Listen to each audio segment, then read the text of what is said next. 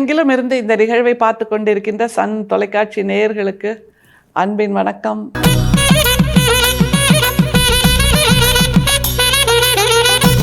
Emily Dickinson ஒரு ஆங்கில எழுத்தாளர். அவங்க சொல்கிறாங்க, இந்த வாழ்க்கையோட சுவாரஸ்யம் எது தெரியுமா? இந்த வாழ்க்கை மீண்டும் வாராது என்பது தான் இந்த வாழ்க்கையின் சுவாரஸ்யம் அப்படிங்கிறார். அதே மாதிரி ஒரு தத்துவத்தை நம்முடைய வள்ளல் பிரான், எமிலி டிக்கின்சன் இருந்தது மேலை நாடு இங்கிலாந்து என்று வைத்து கொண்டால், நம்முடைய வள்ளல் பிரான் தமிழ்நாட்டில் நம்முடைய கடலூரில் இருந்து கொண்டு அப்படியான ஒரு சிந்தனையை நமக்கு கொடுக்கிறார் என்றால் எவ்வளவு ஆச்சரியம் பாருங்கள். சிந்தனையாளர்கள் உலகெங்கிலும் இருந்து எந்த மூலையில் இருந்தாலும் ஒரே போன்று தான் சிந்திப்பார்கள் அப்படிங்கிறதுக்கான அடையாளம் இதுதான். அதனால் இந்த வாழ்க்கையின் சுவாரஸ்யம் இதுபோல் மீண்டும் வாராது, இந்த வாழ்க்கையும் மீண்டும் வாராது என்பது தான். அப்படின்னா இந்த வாழ்க்கையில் நாம் எதையெல்லாம் பெறணும், எதையெல்லாம் பெற வேண்டாம் அப்படிங்கிற ஒரு பட்டியல் இருக்கும் இல்லையா? எதையெல்லாம் பெற வேண்டும் என்று நம்முடைய வள்ளல் பிரான் ஆசைப்படுகிறார், அதை சொல்லுகின்ற ஒரு பாட்டு பாருங்களேன். அதை முதல்ல எதுக்கெல்லாம் ஆசைப்படுறாங்கிறத வள்ளல் பிரானோட வார்த்தையிலேயே நம்ம கேட்கலாம். எவ்வுலகும் அண்டங்கள் எத்தனையும் நான் காண இவ்வுலகில் எந்தை எனக்களித்தான், எவ்வுயிரும் சன்மார்க்க சங்கம் தன்னை அடைய செய்வித்தே என் மார்க்கம் காண்பேன் இனி. தத்துவங்கள் எல்லாம் தலைகெட்டு வெந்ததடி அப்படிங்கிற ஒரு வரி பட்டினத்தார் சொல்றார். தத்துவங்கள் எல்லாம் தலை கெட்டு வெந்ததடி அப்படின்னா பட்டினத்தாருக்குரிய கோபத்தை அதில் பார்க்கலாம். ஏன்னா நீங்கள் எல்லோரும் தத்துவன்றீங்க, ஆகமன்றீங்க, விதின்றீங்க, சடங்குங்கிறீங்க, சம்பிரதாயங்கிறீங்க. அது எல்லாமே மக்களை மீண்டும் மீண்டும் குழப்பத்தில் ஆழ்த்துகிறது, அவர்களை ஒரு சிந்தனை தெளிவற்ற நிலைக்கு தள்ளுகிறது, அவர்களை மீண்டும் ஒரு அதிர்ச்சிக்கு உள்ளாக்குகிறது, பயத்துக்கு உள்ளாக்குகிறது, தேவையற்ற பரபரப்பு, தேவையற்ற பதைபதைப்பு இதைத்தான் கொடுக்கிறது. அதனால் தத்துவங்கள் எல்லாம் எரிஞ்சு போச்சு அப்படின்னு பட்டினத்தார் சொல்கிறாருன்னா, அதே கருத்தை தான் வள்ளல் பிரானும் இதில் சொல்கிறார். அதை தாண்டி திரும்பவும் அவர் என்ன தெரியுமா சொல்கிறார்? இந்த பூமியில் இருக்கும்போதே நான் இதையெல்லாம் அனுபவிக்க விரும்புகிறேன் அப்படிங்கிறார். ஏன்னா புராணங்களில் என்ன சொல்லும்? இருக்கிற வாழ்க்கையை நீ எப்படி வேணால் வாழ்ந்துக்கோ, ஆனால் போகும்போது சொர்க்கத்துக்கு போகணுன்னா இதையெல்லாம் செய்யணும். ஏங்க போகும்போது தான் சொர்க்கத்துக்கு போகணுமா? வாழும்போதே சொர்க்கத்தை நாம் உருவாக்கலாம்ல. சொர்க்கமும் நரகமும் உருவாக்குவது என்பது மனிதர்கள் தான். மனிதர்கள் மனசில் தான் ரெண்டும் இருக்குது. மனசுக்குள்ள இதயத்தில் 4 அறை இருக்குல்ல, அந்த 4 அறை தான் 2 அறை சொர்க்கம், 2 அறை நரகம். நீங்கள் முற்ற முழுக்க நரகமாகவும் இதயத்தை மாற்றி வைத்து கொள்ளலாம், சொர்க்கமாகவும் இதயத்தை மாற்றி வைத்து கொள்ளலாம். அப்படின்னா பூமியில் இருக்கும்போது நாம் அதை அனுபவிக்க வேண்டும், உணர வேண்டும், மற்றவர்களுக்கு உணர்த்த வேண்டும் என்பதைத்தான் வள்ளல் பிரான் இந்த பாட்டில் சொல்கிறார். அவரோட வார்த்தைகளை பாருங்களேன். எவ்வுலகும் அண்டங்கள் எத்தனையும் நான் காண, அந்த புராணங்கள்லாம் சொல்லுவாங்கல்ல, 7 உலகம் இருக்குது, 7 அண்டம் இருக்குது அப்படின்னுலாம். நீங்கள் எத்தனை சொல்லுங்கள், அத்தனையும் நான் இந்த பூமியிலே பார்த்துருவேன் அப்படின்னு சேலஞ்ச் பண்ணுறார். அதுதான் ரொம்ப ஆச்சரியமாக இருக்குது.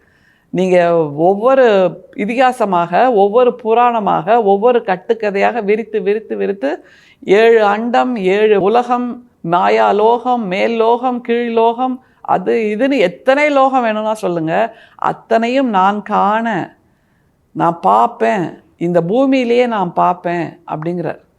அப்படின்னா அந்த தத்துவங்கள் அத்தனையும் எரித்து போட்ட, அந்த சித்தாந்தங்கள் அத்தனையும் எரித்து போட்ட, அந்த ஆகமங்கள் அத்தனையும் எரித்து போட்ட பட்டினத்தாரின் வாரிசாக நமக்கு வள்ளல் பிரான் வாய்க்கிறார். சரி, அத்தனையும் நான் காண அப்படிங்கிறார். எங்கே பார்க்க போகிறாரு அதை சொல்கிறார் பாருங்க. இவ்வுலகில் எந்தை எனக்களித்தான், அதுதான் முக்கியம். இவ்வுலகில் எந்தை எனக்களித்தான். இங்கே பூமியில் தானே அவ்வளவும் இருக்குது. நீங்கள் சொல்கிற மாயாலோகம், நீங்கள் சொல்கிற மேல் லோகம், நீங்கள் சொல்கிற கீழ் லோகம், நீங்கள் சொல்கிற மற்ற எல்லா விஷயங்களும் இந்த பூமியில் எந்தை எனக்களித்தான், அவ்வளோதான். இந்த பூமியில் தான் இருக்குது எல்லாமே. அப்படின்னா எங்கே இருக்குது காமிங்க அப்படின்னு சொல்வீங்க. உடனே மாயாலோகம் எங்கே இருக்குது, கீழ் லோகம் எங்கே இருக்குது, மேல் லோகம் எங்கே இருக்குது அப்படின்னு கேட்போம்ல. அது எல்லாம் நம் மனசுக்குள் இருக்கிறது, வேறு ஒன்றுமே இல்லை. ஒவ்வொரு நாளையும் நாம் ஒவ்வொரு விடியலையும் எப்படி அனுபவிக்கிறோம், எப்படி வரவேற்கிறோம், அதை எப்படி பயன்படுத்துகிறோம் என்பதில் இருக்கிறது இந்த மாயாலோகமும், இந்த கீழ் லோகமும், இந்த மேல் லோகமும். அதைத்தான் வள்ளல் பிரான் இந்த பாடலில் சொல்கிறார். சரி, இது எல்லாத்தையும் நான் பூமியிலேயே காணணும் அப்படிங்கிறாரு. வேற என்ன சொல்கிறார் பாருங்க. எவ்வுயிரும் சன்மார்க்க சங்கம் தன்னை அடைய செய்வித்தே என் மார்க்கம் காண்பேன் இனி.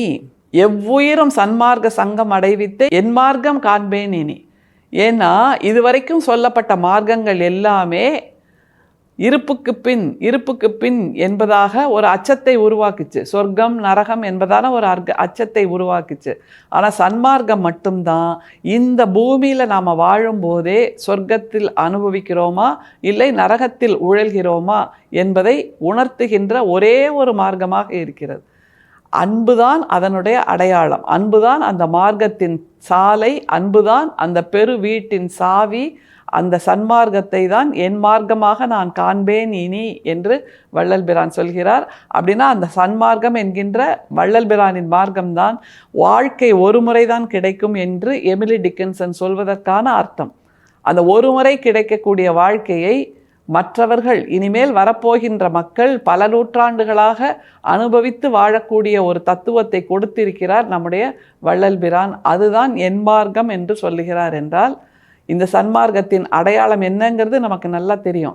அன்புதான் சன்மார்க்கத்தின் அடையாளம். ஏற்றத்தாழ்வு கிடையாது, பிரிவினை கிடையாது, ஜாதி வேறுபாடு கிடையாது, இன வேறுபாடு கிடையாது. எல்லோரும் வழிபடக்கூடிய மிக எளிமையான சித்தாந்தங்கள் கொண்டதுதான் சன்மார்க்கம். என்றால் அதுதான் என் மார்க்கம் என்று வள்ளல் பிரான் சொல்கிறார். சன்மார்க்கம் என்று என் மார்க்கம் என்று சொல்லுகின்ற அந்த ஜீவகாருண்யம்தான் இந்த பூமிக்கான நன்மார்க்கம். இந்த பூமியில் சொர்க்கத்தை உருவாக்குவதற்கான நன்மார்க்கம் என்கின்ற பாடலைத்தான் இன்றைக்கு வள்ளல் பிரான் நமக்கு பொக்கிஷமாக கையில் அளித்திருக்கிறார். இந்த பாடலை நாம் பெற்றுக்கொண்ட இந்த நொடி இருக்கிறதல்லவா, இதுதான் உண்மையிலேயே சொர்க்கம். சொர்க்கம்ங்கிறது மகிழ்ச்சியை அள்ளித்தருகின்ற இடம் என்றால் நம்முடைய வாழ்க்கையில் மகிழ்ச்சியை அள்ளித்தருகின்ற ஒற்றை பாடலாக வள்ளல் பிரானின் இந்த பாடல் இருக்கிறது. இன்றிலிருந்து நாமும் சொர்க்கத்தில்தான் வாழ்ந்து கொண்டிருக்கிறோம் என்பதை உணர்ந்தால் நிச்சயமாக அதே சொர்க்கத்தை மற்றவர்களுக்கும் நாம் அள்ளி அள்ளி கொடுக்க ஏதுவாக இருக்கும். அருட்பெரும் சோதி, அருட்பெரும் சோதி, தனிப்பெரும் கருணை, அருட்பெரும் சோதி. மீண்டும் சந்திப்போம். நன்றி, வணக்கம்.